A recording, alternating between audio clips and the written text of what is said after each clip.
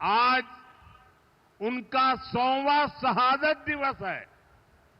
उन्होंने अंग्रेजी शासन काल में सिख हितों की रक्षा के लिए अनेक आंदोलन किए। सरदार तेजा सिंह जी ने अपना पूरा जीवन मातृभूमि की सेवा में समर्पित कर दिया। आज से शुरू हो रहे उनके शहादत वर्ष से जुड़े कार्यक्रमों से हम सभी को प्रेरणा मिलेगी। साथियों, केंद्र की भाजपा सरकार की भी प्राथमिकता है भारत के हर नागरिक की सेवा, भारत के हर नागरिक का जीवन आसान बनाना और उसे आगे बढ़ने के लिए नए नए अवसर उपलब्ध कराना। और इसलिए हम नागरिक देवो भव इस मंत्र पर चल रहे हैं। गरीब हो, मिडिल क्लास हो, ऐसे हर परिवार को बेस्ट से बेस्ट सुविधा मिले, ये हमारा प्रयास है। और नागरिक देवो भव का ये भाव हमारे काम में दिखता है।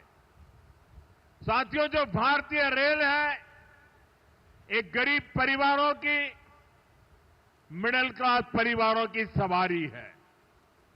लेकिन 2014 से पहले तक रेलवे की क्या स्थिति थी, ये आप अच्छे से जानते हैं। कांग्रेस सरकार नई ट्रेनों की झूठी घोषणा करके आराम से बैठ जाती थी।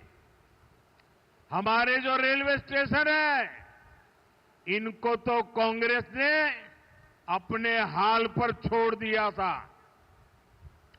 यहां तक कि अंग्रेजों के जमाने में जो स्टेशन बने थे, उनकी सूध लेने वाला भी कोई नहीं था।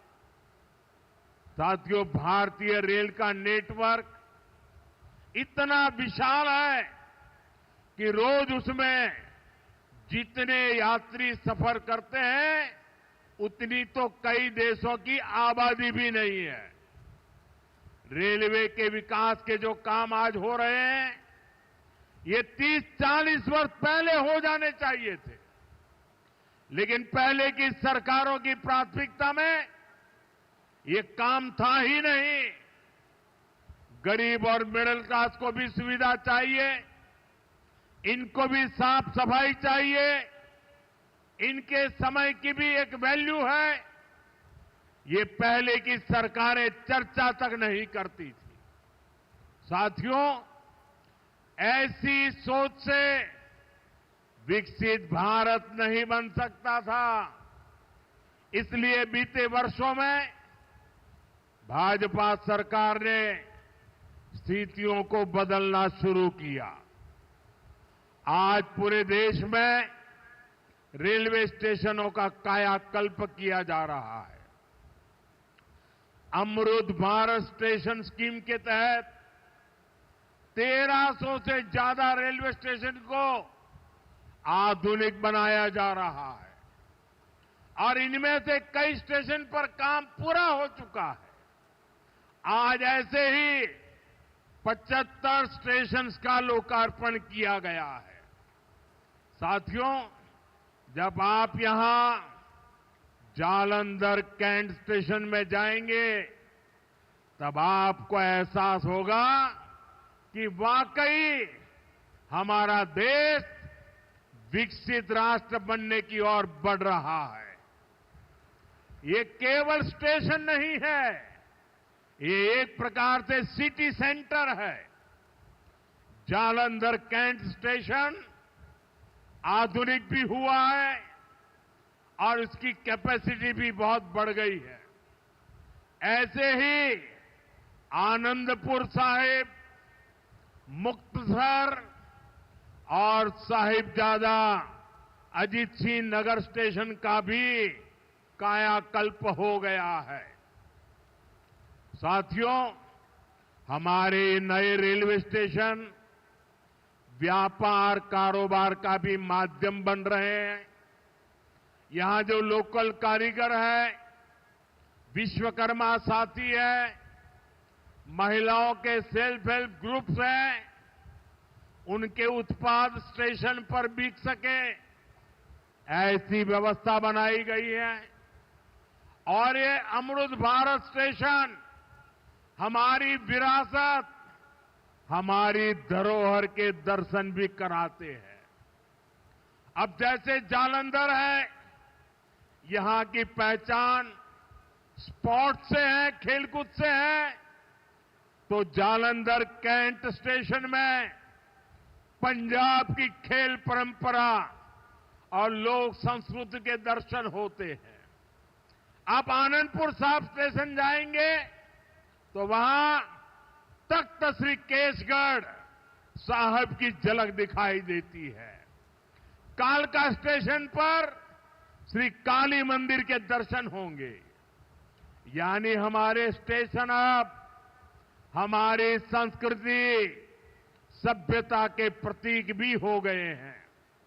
साथियों, हम अपने पूर्वजों से प्रेरणा लेते हुए, उनका मान बढ़ाते हुए ही एक सशक्त राष्ट्र बन सकते हैं।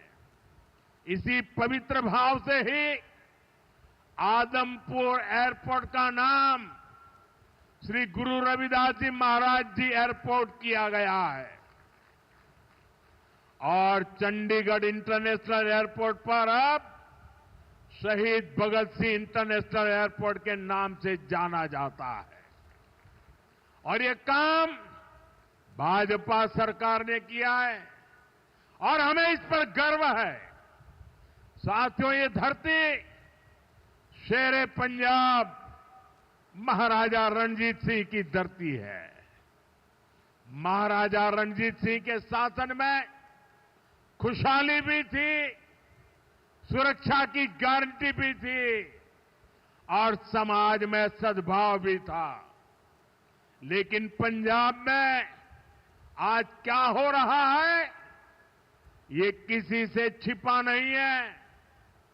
यहां विज्ञापनों के दम पर विश्वासघात की तस्वीर छिपाई जा रही है। आज पंजाब में कानून व्यवस्था बेहाल है। कब कहां गैंगवॉर हो जाए, किस दिशा से गोलियां चलने लगे, कोई कह नहीं सकता। यहां व्यापार कारोबार करना मुश्किल हो गया है। सरेआम लोगों से फिरौती मांगी जा रही है। पुलिस थाने तक सुरक्षित नहीं है। आए दिन थानों पर अटैक होते हैं। और सबसे दुखद तो ये है कि पंजाब का भविष्य भी बर्बाद किया जा रहा है। नशे के सौदागर खुलेआम घूम रहे हैं। दिल्ली में इनके एक नेता को अदालत ने दोषी करार दिया है। उस पर दोष दंगे कराने का है, दोष एक पुलिस के आईबी अधिकारी की हत्या का है। और इन लोगों की बेशर्मी देखिए, अदालत ने सबूतों के आधार पर फैसला दिया, लेकिन ये लोग कोर्ट के फैसले पर सवाल उठा रहे हैं। ये लोग अदालत के फैसले भी मत मजहब उसमें भी ढूंढ रहे हैं, क्योंकि इनके वोट बैंक का सवाल है।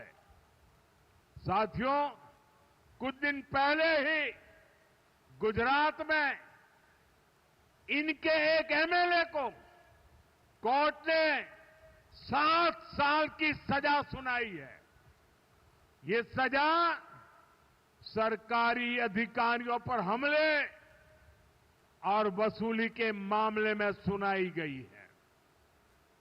वसूली, उगाही, अवैध कब्जे, ये सब इनकी राजनीति का ट्रेडमार्क बन चुके हैं। ऐसे ही अनेक मामलों में कई सारे लोग तो अभी जमानत पर बाहर चल रहे हैं। यहां पंजाब में ही देखिए, जिसको स्वास्थ्य मंत्री बनाया उसको घूसखोरी के चलते बर्खास्त करना पड़ा। एक मंत्री पर मनी लॉन्ड्रिंग जैसे गंभीर आरोप है। इनके एमएलए घूस लेते हुए रंगे हाथ पकड़े जा रहे हैं। ऐसे गिनते जाएंगे तो इनकी सरकार और इनकी पार्टी में कम ही लोग मिलेंगे जिन पर कोई दाग न हो। साथियों, जनता की सेवा का काम साफ नीयत से होता है, ईमानदारी की भावना से होता है।